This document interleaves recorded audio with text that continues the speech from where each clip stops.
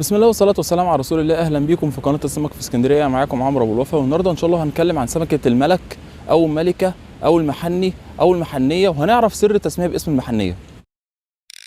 سمكة الملكة في ناس بتنسبها لعيلة المرجان، ليه؟ لأن عندها في الزعنفة الظهرية بتاعتها عندها شوكة طويلة زي المرجان والزيني، فيقول لك لا دي تبع عيلة المرجان.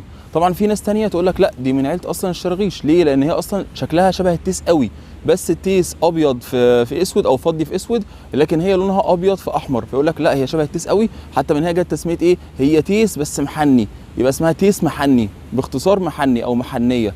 فيقول لك لا هي تبع عيله الشراغيش لانها شبه التيس. طب ايه بقى الحقيقه ان عيله المرجان كلها وعيله الشراغيش كلها واسماك تانية كتير منهم الدنيس كلهم تبع الفصيله الاسبوريه، يعني هم كده كلهم اصلا ولاد عم. غالبيه الصيادين بيقولوا ان الملكه هي المحنيه، لكن بعض الصيادين بيقولوا ان الملكه حاجه والمحنيه حاجه. ولما يعني سالت قال لك لا ده في حاجات ظواهر مختلفه في السمكه.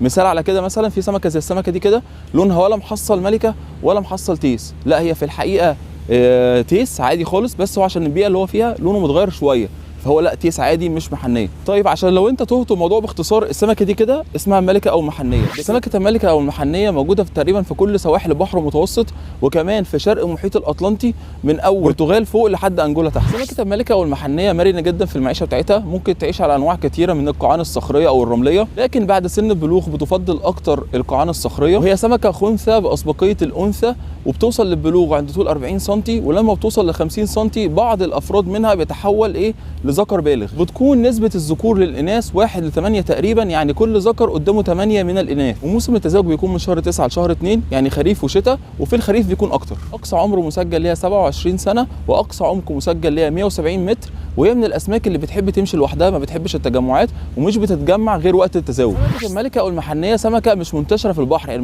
مش سمكه شائعه في البحر المتوسط، بالتالي ما حدش بيستهدفها قوي في الصيد، لكن بتطلع في الصيد العارض، وكمان بتطلع معانا في صيد التسقيط، بس غالبا بيتم ارجاعها البحر تاني لانها بتكون حجمها صغير. غير ان بعض الدول بدات تستزرع سمكه الملكه، وفعلا في دول قدرت تنجح زي تركيا والكيان اسرائيل. بالنسبه للاكل بتمشي مقليه او مشويه، وهي سمكه في ترتيبها اعلى من الشراغيش واقل من المرجان، وده كمان الفئه السعريه بتاعتها، بس هي برضو مساله اذواق. يا رب المحتوى يكون عجبكم، ما تنسوش تشتركوا في القناه وصلوا على النبي صلي.